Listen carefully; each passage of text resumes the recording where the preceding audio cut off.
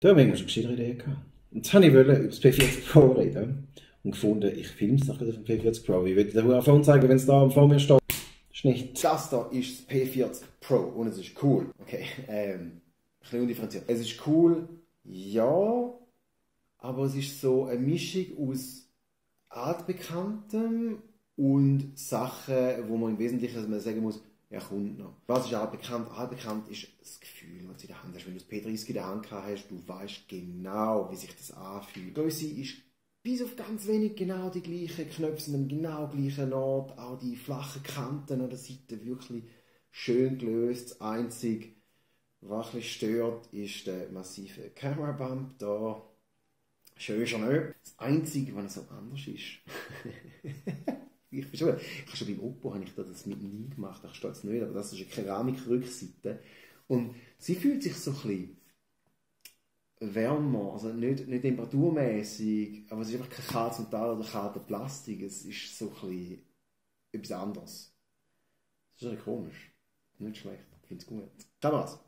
50 Megapixel, 40 Megapixel, 12 Megapixel Periskop Zoom-Kamera. Zoom optisch bis 10-fach und digital bis 50-fach. Und je weniger man über die 50-fach digital Zoom redet, desto besser. Ist wieder mal so etwas Schönes gemacht, aber unbrauchbar. So, dafür aber, wenn du ein Bild machst, einfach so Klick, Schnappschuss, wirklich geil. Du siehst, wie die AI mitdenkt. Du siehst, wenn du es aufhebst so, und willst die Zone fotografieren und ein Bäume davor oder so etwas, du siehst, wie die AI mitdenkt und weiss genau so, ah ja, jetzt wird die schwarze Silhouette vor dem hellen Licht, komm, ich hole etwas raus. Wirklich cool. Oder einfach nur so mit ein bisschen Tiefe drin, so und Reflexionen, richtig gut. Und auch wenn du reinzoomst, es verhebt noch, es sind einfach schöne Bilder. Ja, gut, da ist er da. Wir haben darüber geredet, ich und ein paar Kollegen haben darüber geredet, so, ja, es könnte das Phone für Streamer werden. Nein, leider nicht, weil es hat immer noch keinen Google-Service dazu. Und dort sind wir jetzt am Punkt, wo die Dinge, wo wir kommen werden. Weil du hast da drin ein Kirin 99 mit 5G, du hast ein 6,58 Zoll Display, du hast eine geile Kamera, du hast ein wirklich geiles OLED-Display, du hast so ein bisschen alles, was du willst. Du hast einen 4200 mAh Akku, gleich wie letztes Jahr, aber wieso, ich meine, der ist nicht kaputt gewesen, wieso reparieren? Warum wird das Phone also nicht an Platz hier? Schlicht und ergreifend wegen der ganzen Google-Huawei-Situation. Die USA haben ja, die Regierung Trump hat verboten, dass Google darf mit Huawei zusammenarbeiten. Da ist bei den US-amerikanischen Firmen mit Huawei zusammenarbeiten. So, recht mühsam, recht blöd, darum, dass da hat keine Google-Services drauf. Ja, weißt du, mal, schon mal Grunde. Hat es Google-Services? Nein. Kann man es neu installieren? Ja, weil es ist immer noch Android.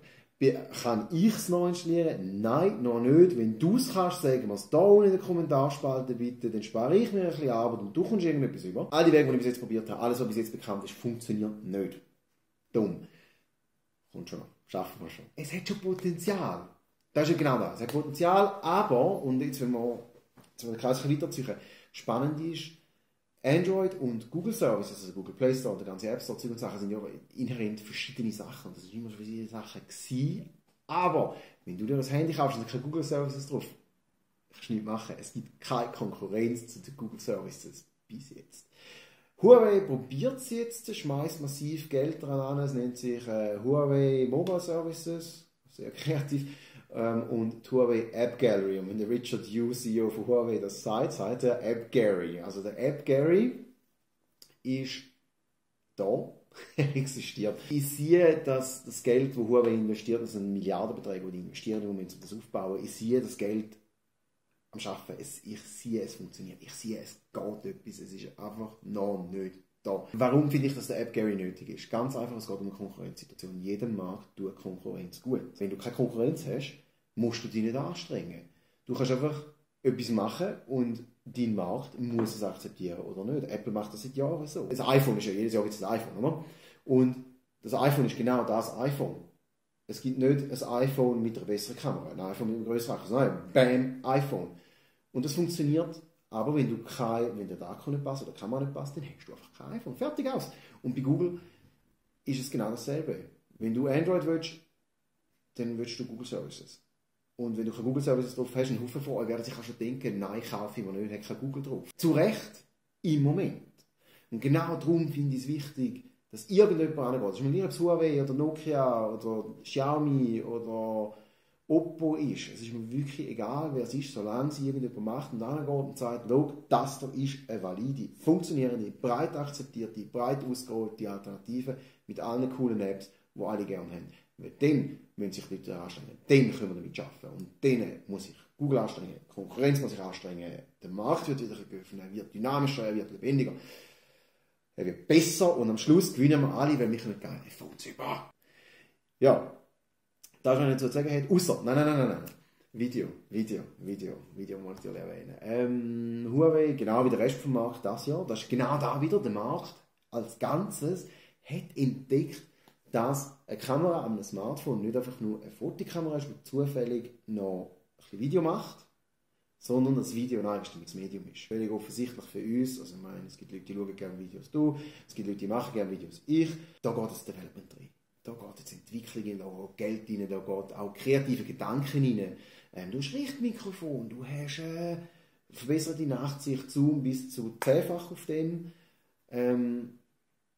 Aber der funktioniert auch nicht gut. 4K 60 FPS kannst du jetzt unbegrenzt aufnehmen, bis dir die 256 GB Speicher rausgehen, weil der Rest des Systems mag es ein. Da haben wir Entwicklung, da haben wir Fortschritt. Ich meine, klar, wir sind noch nicht ganz dort, auch da kommt noch. Der 10-fach Zoom kommt noch, aber es ist ein Fortschritt, es ist ein Feature, das geil ist, es macht Spass zum sehen, wie sich so etwas entwickelt. Und ja, das wäre es mal als erstes für da. Ich muss das natürlich alles durchtesten, es wird spannend und ich muss den Google Services nachrüsten. Hilfe. Eins noch. Wieso redet man eigentlich nie darüber, wie sich so ein Phone so als Ding anfühlt? Also Knopfposition ist das eine, aber was mir wichtig ist der da. Da kommen immer alle, ich mache es immer bei Samsung. Und bei Samsung, die kommen immer so, die wissen genau, also die kennen mich mittlerweile schon, die wissen genau, dass ich den immer mache. Und dann verschrecken sie sich mal, wenn ich es nicht gleich mache. Und sie immer so, nein, mach es da mal nicht. Das mache ich jetzt mal genau gleich, weil das da ist wichtig, oder?